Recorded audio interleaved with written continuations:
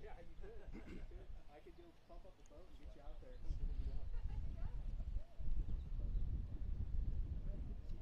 you doing? Good. Right? All right. Yeah. Sure. So we are a couple minutes from starting here. You're trying to go way back though. You're probably killing it back Oh, she's 30, on 40 years ago. You know, I I'm saw. not gonna make it. I got a meeting and I may not. Saw make Jake. it. Oh, you did, okay. The mic is hot. Okay, fine. Put us over. Well, if you make it, you'll do a thorough show. You got two old men in mind. Yeah. That's true. So we know how that works. Oh yeah. So I think Elizabeth covered it with you. Think it over. So. Yeah, we got Doug. There we are. What's up, Scotty? Congrats on everything, man. Say congrats. You sober? Halloween. Halloween is Halloween. Oh, hey, well, congratulations. Good. How are you? Doing great. Yeah. Doing great. Good. Commissioners? Good. Glad you could make it. All right. So, Bradley? yeah. Now, you think you're going to start for sure on Friday? We are going to start for sure. The weather forecast is not good. I can't remember what it was. Recent. It was the Met last this morning with the rest of the team, all partners. We did Yeah. confirm that we're going to go ahead and move Especially teams in forward. general. Friday should be a Yeah, decent so opening, and then it'll be kind of a soft opening. Saturday, Sunday. Let the staff get their feet under them. Let the fire team mitigate anything else that they're still working on. You got all the snags out? Yeah, pretty much. They're going to address that, but for the most part, everything that they need remove is removed. But sometimes things might arise that they can address when there's not that many people on the river, and so that's how it's going to work. And we'll be totally ready and ramped up by next weekend when we expect more. It looks like there's pretty good flow. What is it, about 1,500? It's 1275. So it closed on Friday. It's this is kind of on the upper end, but we used to go between How many about 800 and 1,500. So we're right in that ballpark. I asked work that question really actually this morning. But yeah. Okay, we're going to go ahead and get started here today.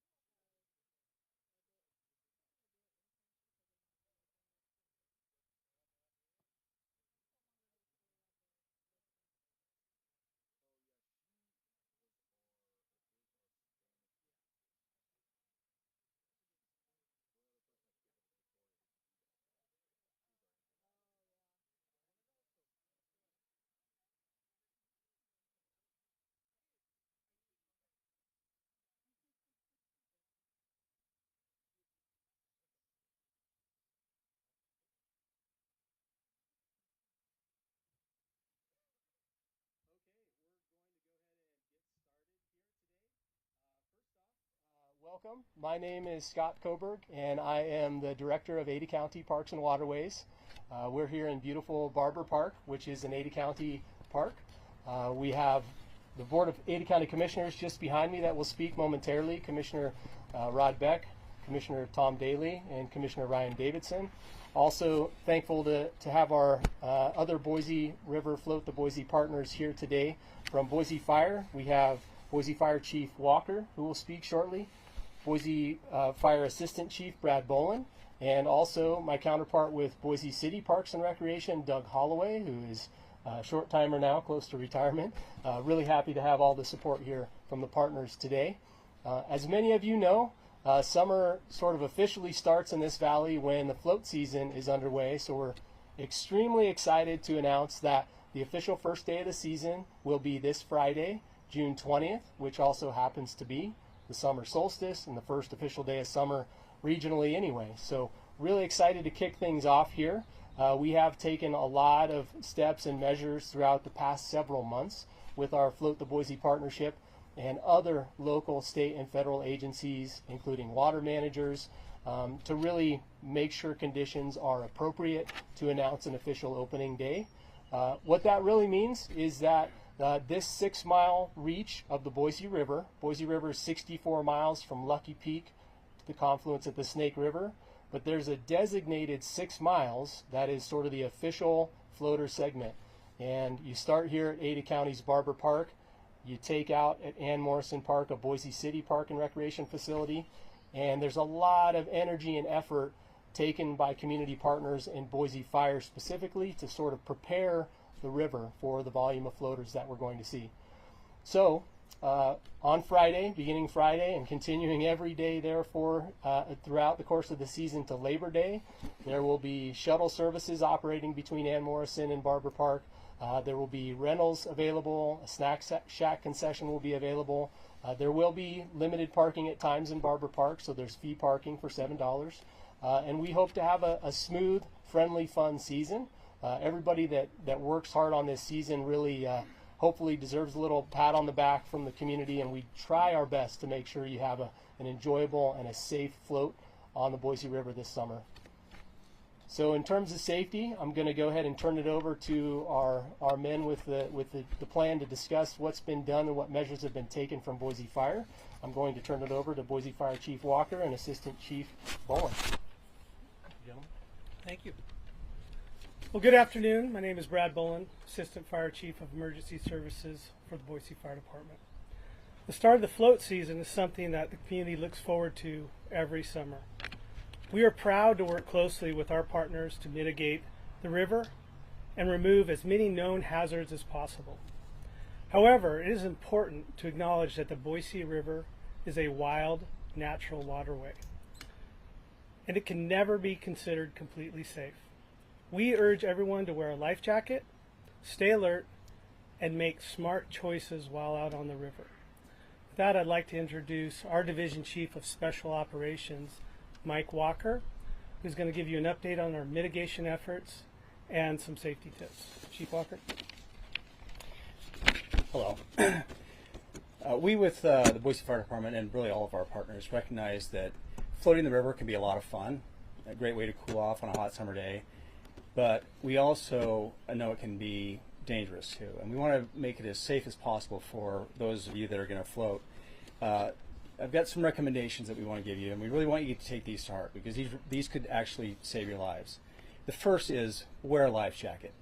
This is absolutely mandatory for anyone that is 14 or younger, but we recommend anyone of any age wears a life jacket. We also, paying attention is really important. It's a fun kind of recreational thing to do, but you need to be heads up. So we urge you to be, as you're floating, paying attention, looking forward, looking ahead on the river. Look for the hazards that may be up there: strainers, sweepers, bridge abutments, trees, or other debris in the river.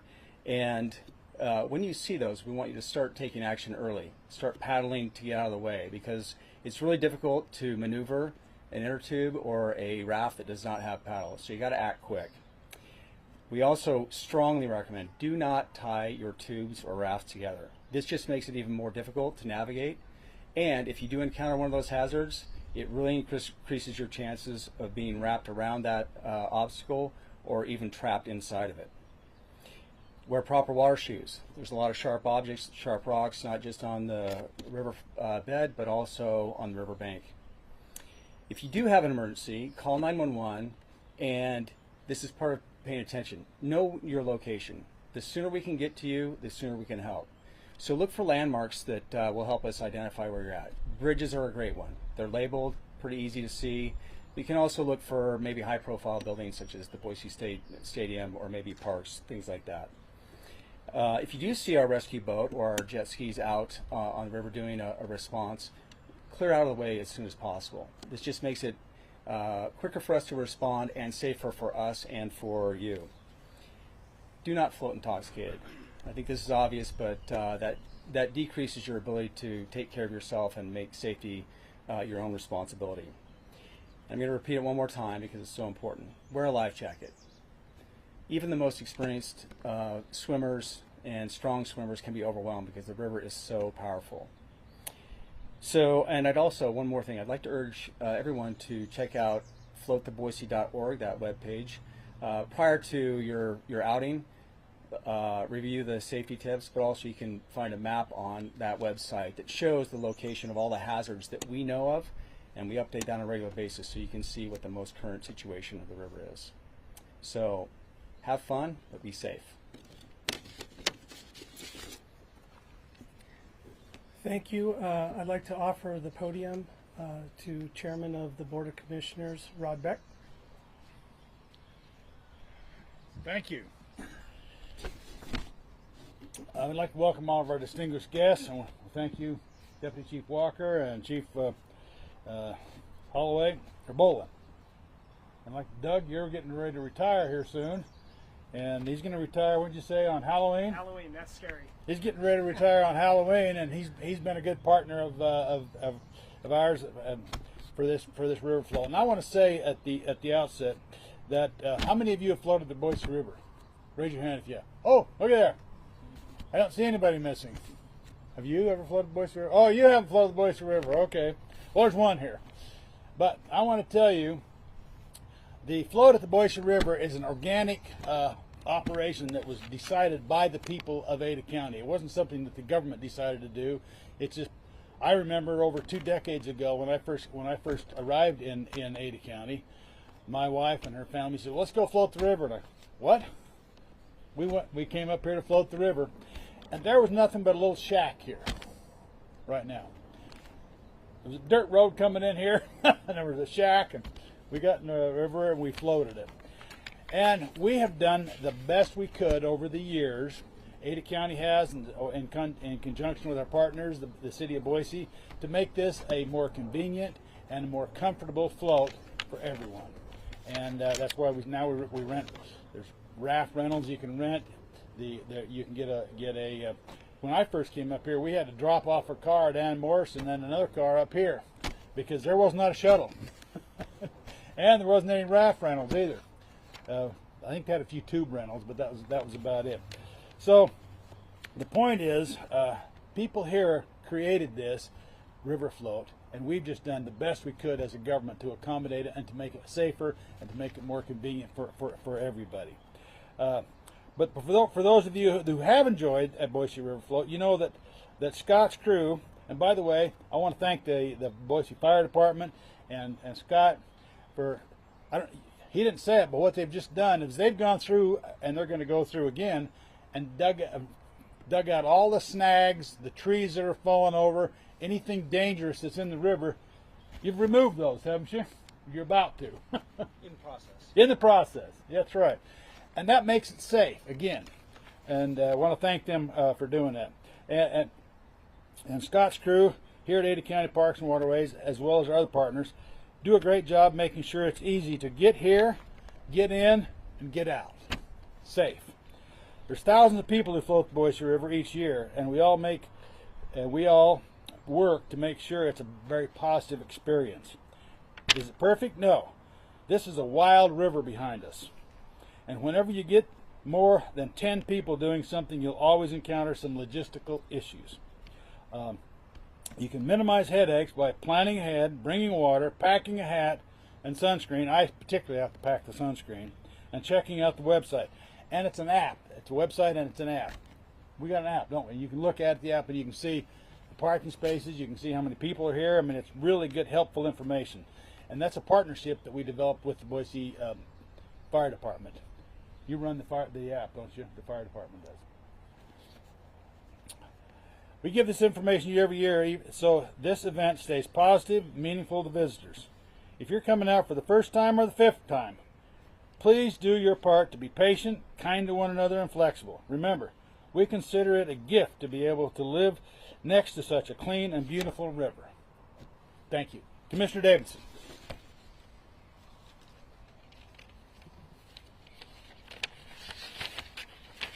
Thank you, Chairman Beck, and to all of our guests, thanks for being here for today's announcement. We also appreciate the media being here because you guys are able to share with your viewers the importance of being prepared. It's great to see all the stories you do each year stressing that the river behind us is a wild river. It's not a pool or a water park. Ada County and our partners do many things each year to make it safer, but it will never be totally safe. One of the reasons Ada County enjoys hosting the Float the Boise kickoff announcement at Barber Park each year is because, well, you know, take a look around. This is a beautiful Ada County asset that the entire community enjoys. We also get the opportunity to thank our partners in person. There's no way the annual float season could happen without the hard work of all of our partners at the City of Boise and Boise Fire, and of course the small dedicated staff right here at Ada County Parks and Waterways. Congratulations, Doug Holloway, on a distinguished career protecting what our communities love the most, access to clean, open spaces. We wish you the best in your retirement. And thanks again for everybody here for coming out, and we hope that you were able to build lasting memories with your friends and family this year, and for decades from now that this is still a beloved tradition that everyone enjoys. Now here's Commissioner Daly. Thank you. Thank you for everyone who's here, especially as has already been stated. I'll try not to repeat, but as you all know who have been with me, water is one of my favorite subjects. This is an example of how in a desert we've been able to, as a community, come together to protect our water, so it's an asset not only to play in, but an asset to use in all of other things we use it for. A gigantic thank you to the City of Boise, who works with us, as has been mentioned. Barber Park is the entryway for this 6 miles. Julie Davis Park, which is a Boise City park, is the exit. We work together to make that work for all of us here. And as the chairman said, this is a creation of the community at large. This is what we wanted to do. We as government are making it easier for the people of Ada County and the City of Boise and the entire community to work together. And so thank you, and again thank you to the media for being here. It's really important that you help us educate the public as to not only what this asset is, but how they use it responsibly and effectively for everybody. So with that, Doug?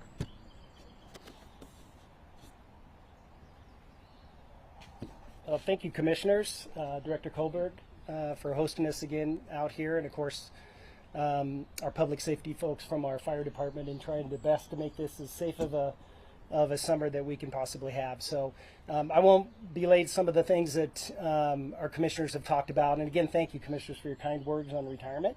So this will be my last, I guess, springtime launch of our float season. I can't emphasize enough that for floattheboise.org website, we have worked closely with Ada County and our Boise Fire team in creating that. I believe this is our 4th year, Chloe. So the 4th year we've done this. Each year, and I attribute part of it to the Float to Boise, that floattheboise.org website, our rescues have consistently gone down each year. And I think part of that is the awareness that website provides. And if you're not familiar with it, again, floattheboise.org, and you can get all the information on the actual 6-mile stretch that Scott referred to earlier from Barber Park to Ann Morrison Park. It gives you the route. It gives you daily updates on river conditions. This year we added a water temperature feature to that as well. So as you're floating or getting ready to float, or maybe you have family in town that hasn't floated the Boise River before, it's a great resource for them to go to be able to get all the information they could possibly need. It's got safety information. It's got the water temperature, as I mentioned, but more than anything, that interactive piece that really gives those that have not, or that aren't as familiar with that float route, it gives them the information they need to have a safe and enjoyable experience here. As Scott mentioned, the shuttle services run through Ann Morrison Park, so we manage that takeout there. So we just want to let your viewers and listeners know that we have receptacles there for garbage. So we ask that the refuge that you have when you come off the river goes into the proper receptacles. We do have recyclable receptacles there as well, so we want to make sure those are being utilized. But we want to try to keep it as neat and tidy as possible. But just for the information of those here today, we actually hire a whole crew, and all they do is they monitor that location. And it takes a crew to do that because there's just so much use of this float season that we really need to dedicate the appropriate resources to keep that area clean and try to keep it as safe as possible too, with the green belt that flows right through that takeout as well. So parking in Ann Morrison Park is free. Take the shuttle. We highly recommend that. You will not be allowed to park anywhere in the neighborhoods here. Our police department, we also provide updates not only from a public safety standpoint of the river, but any updates from our police department on how things are going on the Greenbelt, along the river, and also parking that we don't want to see out here at Harris Ranch. So strongly encourage, use Ann Morrison Park. That's what it's there for. We have over 900 public spaces free of charge. Take the shuttle out here. Don't take a chance on coming out and seeing if it's full. Look at the website that you can that will be part of the floattheboise.org. You can link to that our Ada County Parks and Waterways just implemented this year, which I believe shows how the parking is looking out here, so you can look at that ahead of time and not come out here and be disappointed there's no place to park. So again, floattheboise.org. We appreciate everybody coming out, and here's to a great and enjoyable float season in summer of 2025. Thank you. And I'd like to turn it back over to Scott Koberg, our Director of Ada County Parks and Waterways. Thanks, Doug. Yes, just a few closing remarks, and then we'll stand collectively for questions, or individually if you'd like to pull anybody aside. As Doug mentioned, yes, floattheboise.org, just to piggyback on the parking conversation. There is a new link there. Ada County did take some steps to create what's called the Barber Park Floater Hub. That Floater Hub has a map of the park, has real-time parking information. We do have a camera that is counting cars as they enter the park and exiting cars as they exit the park. And we're able to track, and it should display in real time the available number of spaces available, including the overflow parking field. So plan ahead, always plan ahead. If you're dead set on floating, maybe check out that site first to determine how you're going to do that. Do you park in Barber Park or Ann Morrison? And so, yeah, a lot of resources out there. It's always float at your own risk. Be safe, have fun, float the Boise. Thank you for everybody for being here today, and we'll stand for questions. I've got a question for Chief Walker. Can you talk a little bit about how crews clear the river? Do you guys sweep it in boats, or what's that process? Yeah, it's actually pretty extensive. It takes a lot of work, a lot of man hours to get all the mitigation done. Excuse me. So it starts early in the season. As soon as we can get on the river when the flows are appropriate, we'll get on. We'll scout either with our jet skis or with our jet boat. And then I need to emphasize that it's a collaborative effort. So we work with all the other partners, and particularly Fish and Game and Idaho Department of Water Resources, because we're not the only ones. The floaters are not the only ones that use the river. The fish use the river. There's fishermen. There's an entire ecology that surrounds the river. So we have to be very careful, because if we could ensure safety by just mowing down the entire riverbank, but that wouldn't be good, and I think most people that enjoy the river and walking on the greenbelt would not want to see that anyway. So we do a lot of collaboration. We'll go out and we'll identify what we see as potential strainers or sweepers, and then we kind of rate them on how dangerous they are. And the ones that are imminent, no doubt, we're going to just take them out. But then there's some that are kind of in the middle, and we'll collaborate with the other partners and discuss, like, we think this is a problem, and they'll give their opinion. But at the end of the day, if there's any chance it's going to be risky to the floaters, we're taking it out. But we want to be judicious. We want to leave some cover for the fish and for the other ecology that uses the river.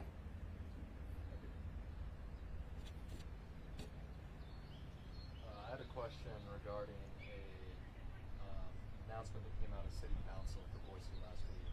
They said that this year they'd be stepping up patrols between BPD and the Ada County Sheriff's Office on the river, and I just wanted to see if anyone could speak to the impetus for that, what problems are looking to be addressed through the patrols. So it's the Ada County Sheriff's Marine Division is working with BPD. Yeah, I'm not sure what happened at City Council, so if you want to Yeah, so I think what the cooperative venture is, Royce, is the Ada County Sheriff's Office has a Marine unit, and so they're going to be working more closely with BPD, who'd be more on the ground and could have collaboration with that Marine unit when there are issues on the river, that they can work in cooperation with Boise Fire to be able to better expedite those rescues. So it's really the first year we've done that cooperation with Ada County Sheriff's Office. So we anticipate it's going to add a lot of safety features to the floating experience. And I believe that's what you're referring to, I think. Okay. Float season's opening a little earlier this year. How did you all determine that it was time for float season this week? Yeah, great question, Jessica. So every year there's quite a bit of collaboration that's going on behind the scenes among the Float the Boise partnership, which includes the Ada County and Boise City staff you see here today. It also includes several other agency partners, including the water managers. This year it's a little bit earlier than maybe the last few years. where the average opening date has been about June 27th. So we're a little bit, maybe a week ahead of that average. But over the course of the last 15 or so years, we've had an opening date as early as June 12th, a couple of times, June 14th. So we're kind of right in that same wheelhouse. Conditions seem to be aligning just right for that to occur.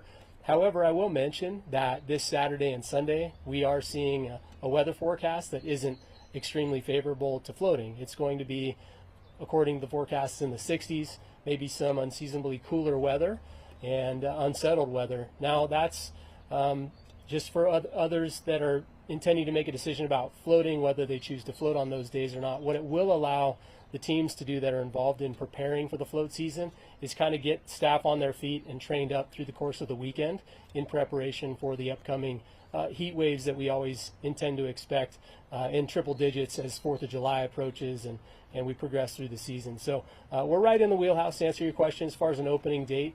It's really nice to kind of get this out in the open, and then all of the folks that are involved in staffing related to the float season can prepare accordingly and move forward. So super excited. Looks like Friday is going to be a really nice day to float, and then maybe a couple of days of cool down weather to get everybody sort of cabin fevered up again and ready to float the following week.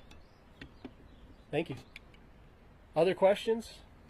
Any estimates on the number of floaters you guys expect this year? Excellent question. So number of floaters. We are implementing a new data point as well, and I'll talk a little bit about this. The reason we haven't talked in detail about it is because we're still sort of troubleshooting and making sure the data is accurate. So we tend to say over 125 to 150,000 people float the river every summer.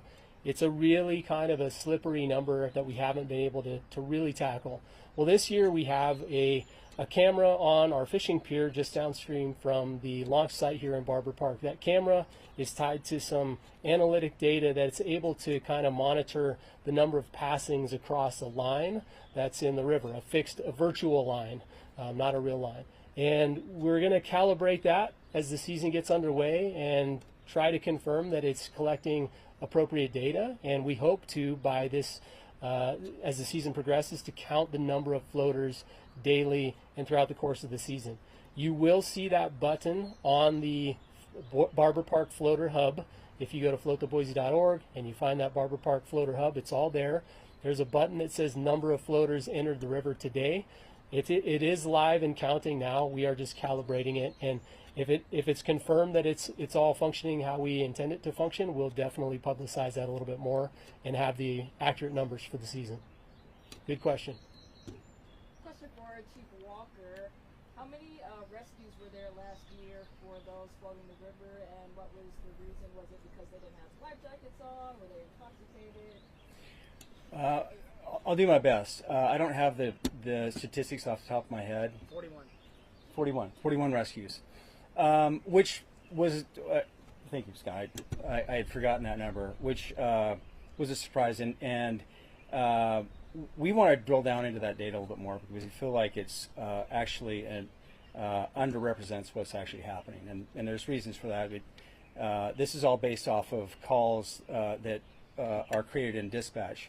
Well, a particular call could actually have like 2, 3, 4 rescues involved. So, and then also going anecdotally from talking to our members of the dive team and how many rescues they've had. And I can say, again, anecdotally though, that, we'll do a busy day, we'll do 10 to 15 rescues. So it's really if you want to talk about why so many rescues, a lot of it is the volume of people out there, people not taking initiative for their own safety.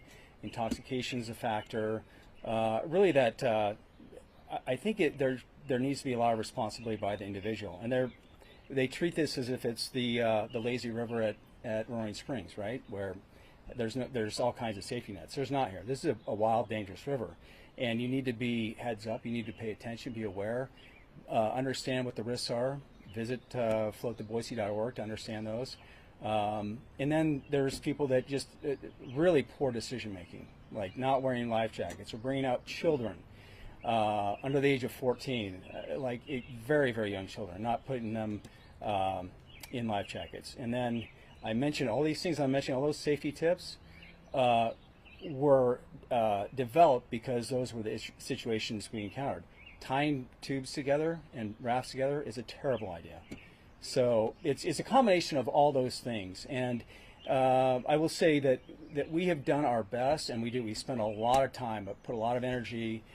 We have crews working on overtime to try and take out as much of the hazards as we can, but we cannot control it because those are always changing. When the river goes up or the river goes down, that shifts things in the river, trees fall over, debris moves around.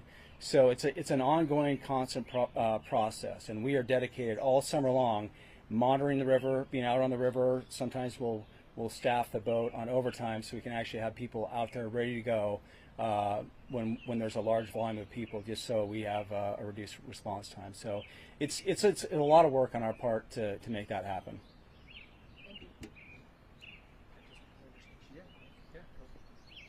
So one last thing here before we wrap up. This apparatus you see over here with life jackets on it, Chief Walker had mentioned one of the most important safety features you can have on the river is a life jacket. So we provide, in cooperation with Ada County Parks and Waterways, free life jackets, loaner life jackets here.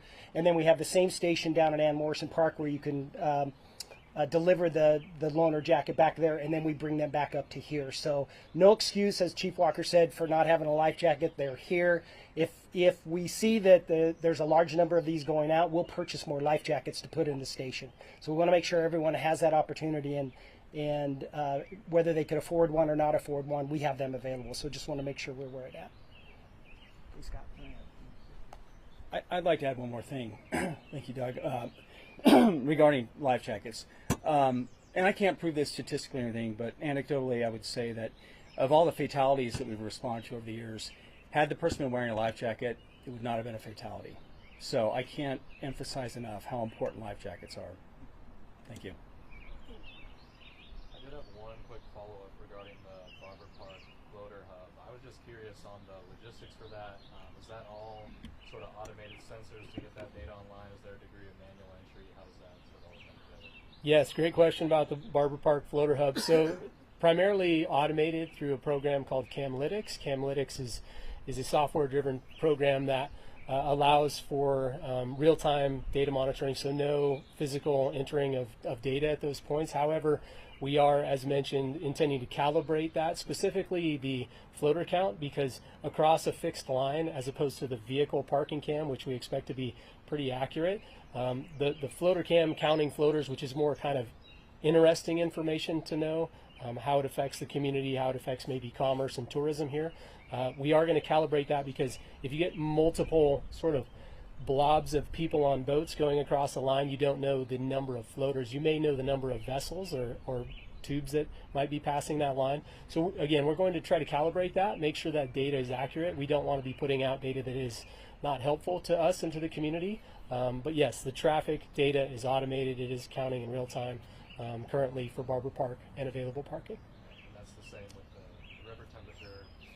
River temperature is automated. It's updated in real time. It's consistently sending that. And for those that are ever interested in how cold the Boise River is, if you come here opening day or any day throughout the summer, you will consistently hear high-pitched screams the moment somebody first touches the water in the Boise River for the first time. We're really fortunate to have this amazing watershed. Starts in the Sawtooth Mountains, and it goes through a series of reservoir systems above us, but the water is cold as a result. It's what makes it a healthy fishery as well. So we're talking in the high 50s, low 60s is the temperature of the water on any given day. Even if it's 100 degrees out, it's pretty cold. And so when Boise Fire and indicates the safety concerns on the river, there's additional factors you want to be prepared for.